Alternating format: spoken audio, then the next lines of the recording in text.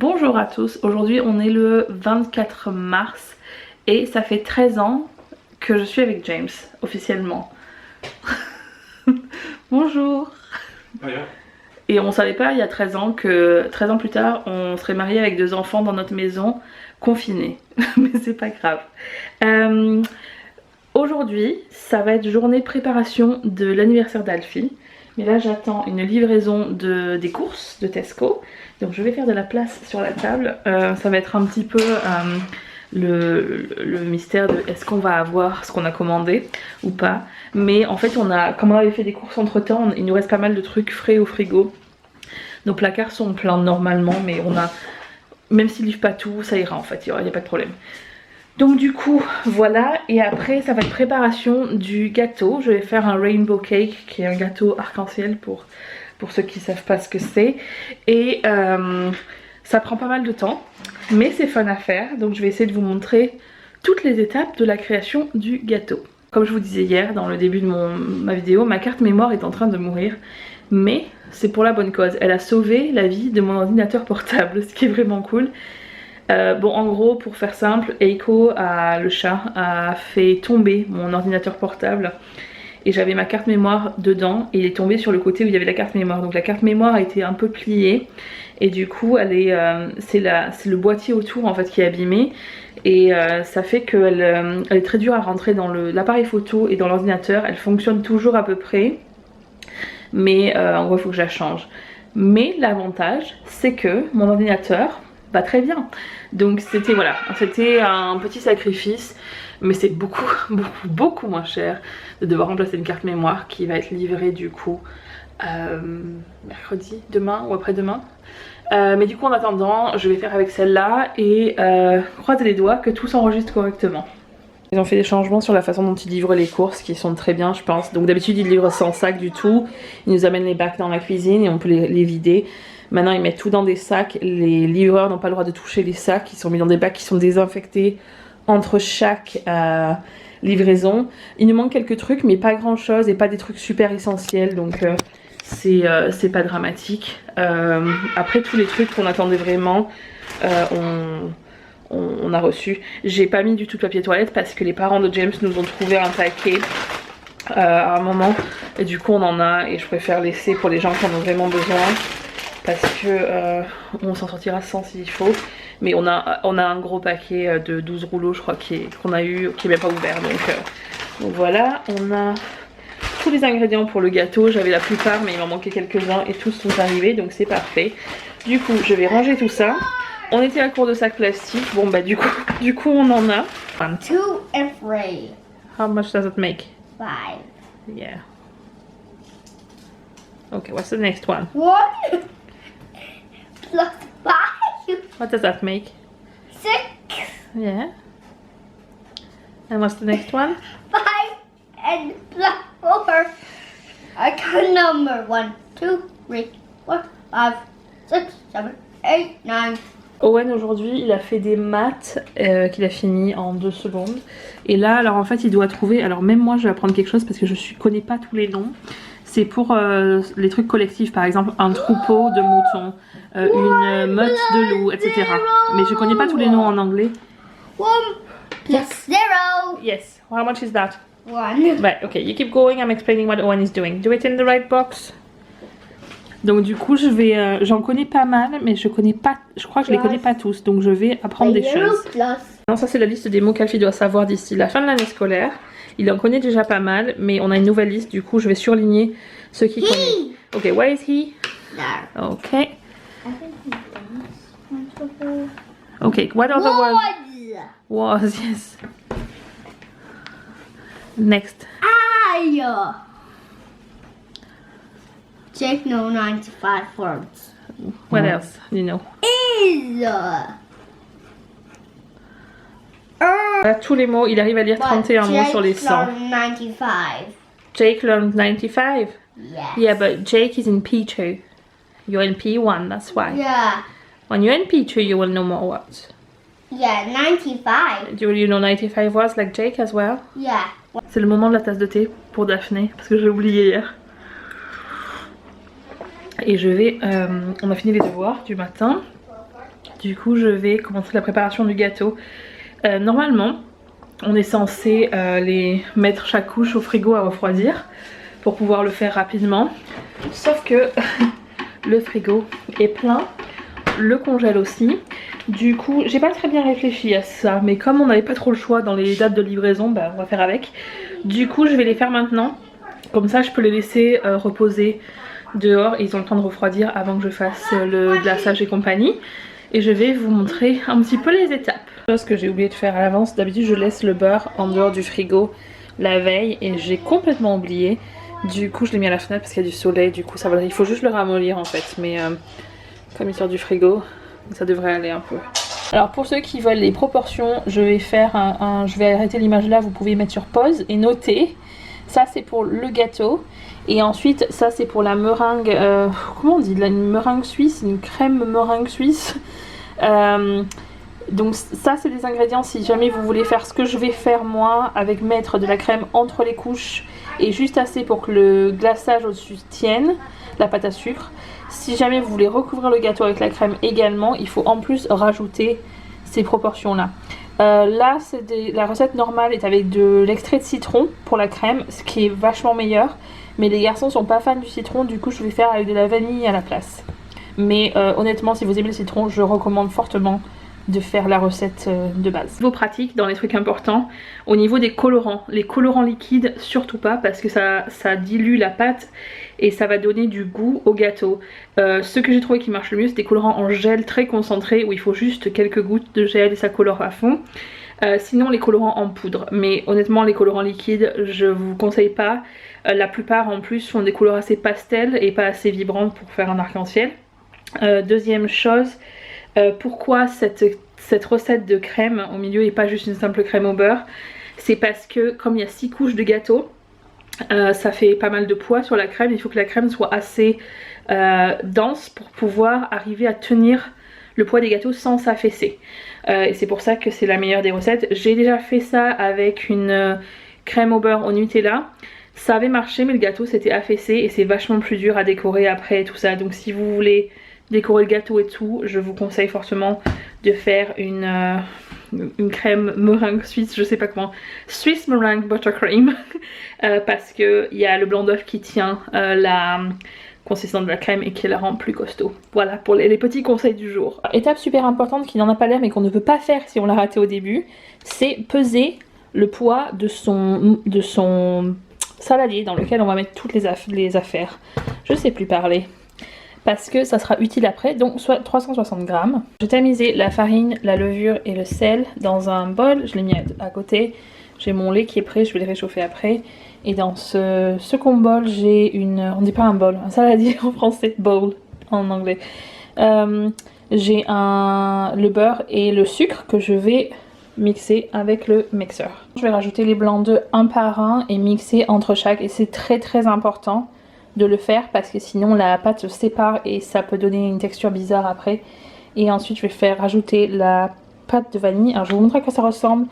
S'il y en a qui savent comment ça s'appelle en français, je suis preneuse, attendez. Parce que je sais pas, en fait c'est très concentré, c'est de la pâte comme ça et dedans on voit tous les grains de vanille. Donc ça c'est tout mélangé. Maintenant je vais alterner, je vais mettre un peu de lait mélangé, un peu du mélange avec la farine, mélanger, etc. jusqu'à que tout soit mis dans ce plat là et mélangé. Maintenant que tout est mélangé, vous vous rappelez quand on a mesuré on a pesé le plat tout à l'heure, on va repeser le plat avec tout à l'intérieur. Hop, notez 1992 et après on va faire des maths. Alors il y en a qui vont penser peut-être que je suis très perfectionniste. Oui, c'est vrai, mais les couches de gâteau sont très fines. Et pour avoir un bon rendu, si on veut avoir des couches d'une hauteur assez équitable, le plus simple c'est de faire ça. Donc maintenant je vais soustraire le poids du plat, qui est de 360 grammes, à ceci. Et ensuite je vais diviser ça par 6, parce qu'il me faut 6 gâteaux. Et donc là vous allez voir mes talents de mathématicienne imparables, qui sont quand même très exceptionnels, je tiens à le dire. Nous avons donc 1632 grammes de pâte que nous devons diviser par 6. Et pour ceci, je vais me servir d'une calculette parce qu'il ne faut pas rêver. J'ai pas de calculette sous la main, j'ai Alexa. Alexa, how much is 1632 grams divided by 6? 1632 grams divided by 6 is 272 grams. Nous savons donc que nous avons 6 bols et donc nous devons mettre 272 grammes dans chaque bol. Comme c'est impossible de racler chaque gramme, en général j'arrondis en dessous. Je vais donc mettre 265 grammes par bol. Comme ça au moins je suis sûre qu'il y en a assez pour tous. Maintenant récupérer donc tous mes bols et un petit assistant, l'assistant des couleurs, qui va me faire passer les couleurs qu'il faut. Alors ça c'est les colorants qu'on utilise. On les achète sur Amazon ceux-là. Je sais pas s'ils sont dispo sur Amazon France, mais ils sont vraiment bien et ils sont pratiques parce que c'est un petit tube et on s'en met pas plein les doigts en fait. On a fait toutes les couleurs. Alfie voulait du violet clair et il voulait le vert un peu plus clair aussi. Du coup on a mis moins de... colors. Yes. What's your favorite? Green and purple. Green and purple. Il vient de me dire, il aime le vert et le violet. Le violet c'est son préféré et dans un petit moment il aimera bien le jaune aussi. Yellow, green, blue, purple, red, orange, yellow, green, blue, purple, red, orange, yellow, green, blue, and purple. That of the colors is the rainbow. Is that only the way? Yeah, yeah. That's mommy. What? There's none. There's none, yeah, but it's gonna be lunchtime soon anyway. Okay. On a que 2 moules, il nous en faut 6, mais ça sert à rien d'en acheter 6 parce que ça prend pas longtemps à cuire. Du coup j'ai enlevé le fond du moule, mais vous pouvez aussi dessiner autour. Et je vais prendre du papier sulfurisé et faire le contour du fond du moule et couper pour juste mettre du papier sulfurisé au fond. Alors pour l'huile, on met juste une goutte d'huile au fond du plat. Et en fait c'est pour que ça tienne le papier sulfurisé sans que ça colle du tout. Mais après le gâteau est tellement fin que ça suffit en fait pour papier sulfurisé au fond.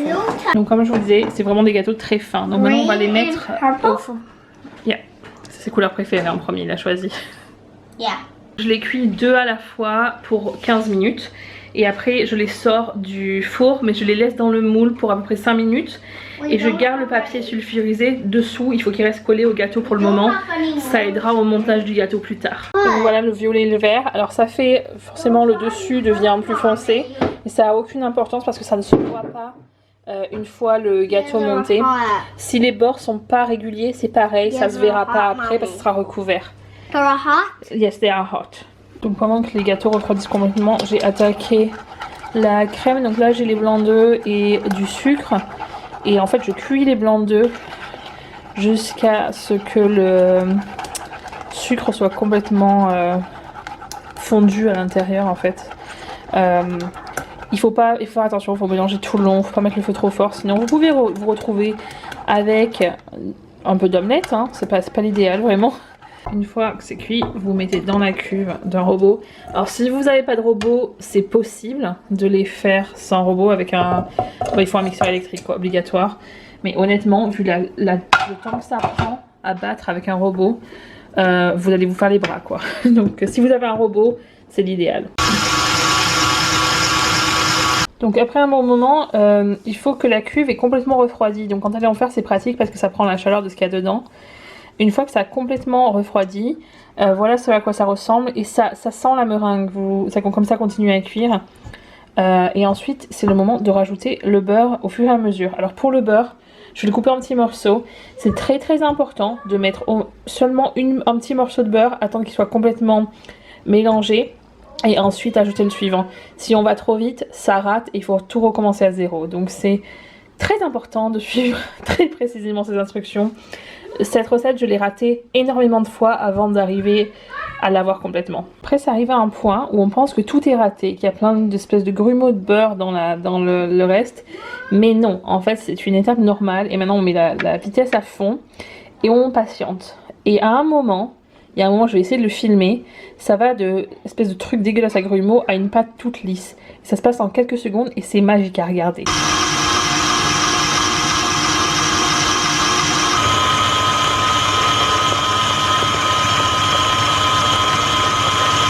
Et maintenant, on en a une pâte qui avec comme une crème au beurre mais plus compacte.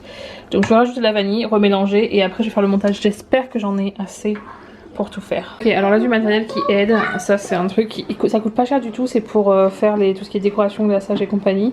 Ça tourne en fait, du coup ça aide à faire les choses. J'ai le seul truc que je pouvais trouver pour mettre le gâteau dessus, il est carré cette fois-ci. Et ce que je vais faire, c'est que je vais prendre du scotch.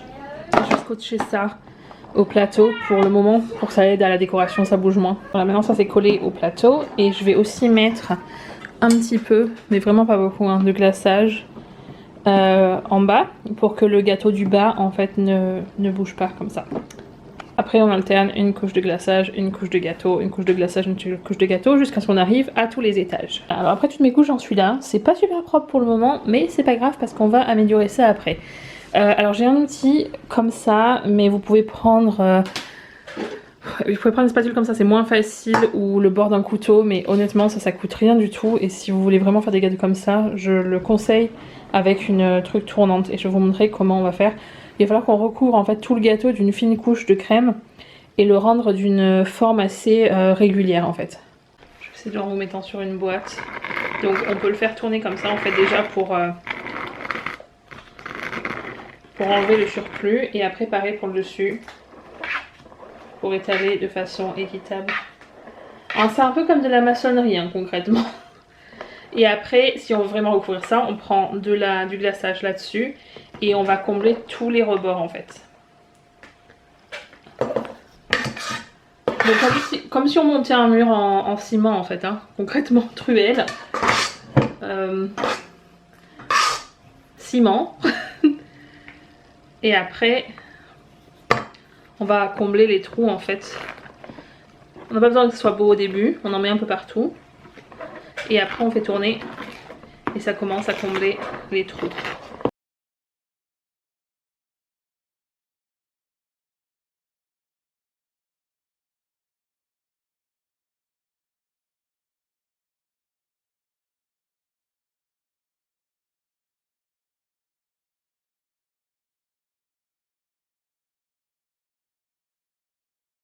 Voilà, une fois que c'est recouvert, on a à peu près ça. Il faut que la forme soit à peu près régulière.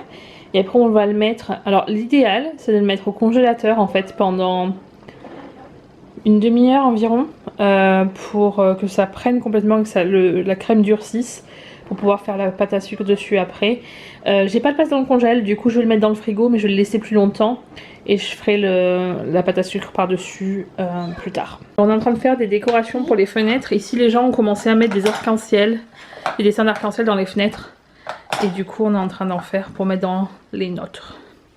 Alors voilà le résultat, donc ça c'est un arc-en-ciel à la peinture d'Alfie. Un petit arc-en-ciel dessiné. Ça c'est le mien. Ça c'est celui d'Owen. Et là, alors c'est une montagne avec de l'herbe. Dans la montagne il y a une grotte et dans la grotte il y a un trou. Voilà. Quand on a fini ça, je retourne au gâteau qui a maintenant la crème et a durci. Alors pour le fondant dessus, je l'achète en... Ici c'est très facile à trouver en fait partout parce que traditionnellement les gâteaux sont couverts comme ça. Du coup j'achète en rouleau, je suis pas sûre que ça existe en France, je sais pas. Mais là c'est un peu comme les pâtes brisées etc. C'est un rouleau donc du coup je vais le mettre dessus. Pour l'aplatir, pas qu'il y ait de plis, j'ai un outil comme ça. Je vais le mettre dessus et après je vous montrerai comment ça fonctionne. Et encore une fois j'utilise mon truc tournant parce que ça facilite les choses. Je l'avais pas avant, j'ai déjà fait ce gâteau plusieurs fois sans l'avoir, mais honnêtement ça rend les choses beaucoup plus rapides et beaucoup plus simples. Alors je l'ai mis dessus comme ça et le problème c'est que c'est toujours un peu trop court pour ceux qui sont tout près parce que c'est fait pour les gâteaux basiques qui sont moins hauts. Donc déjà j'aplatis tout le haut pour le lisser et après en fait j'essaie de l'étirer au fur et à mesure. Mais pour commencer,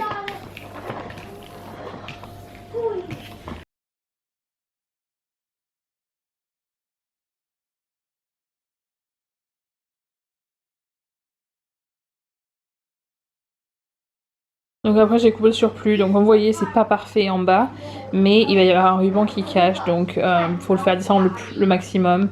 Et après il y aura le ruban qui cache tout ça. J'essaie d'enlever les marques dessus. Et après j'ai fait faire, alors ça pareil hein, sur Amazon, C'est un truc en fondant très fin qui est imprimé que je vais coller dessus et hop, le tour est joué. Un gâteau pas de patrouille, arc-en-ciel. Et voilà le résultat une fois le gâteau terminé.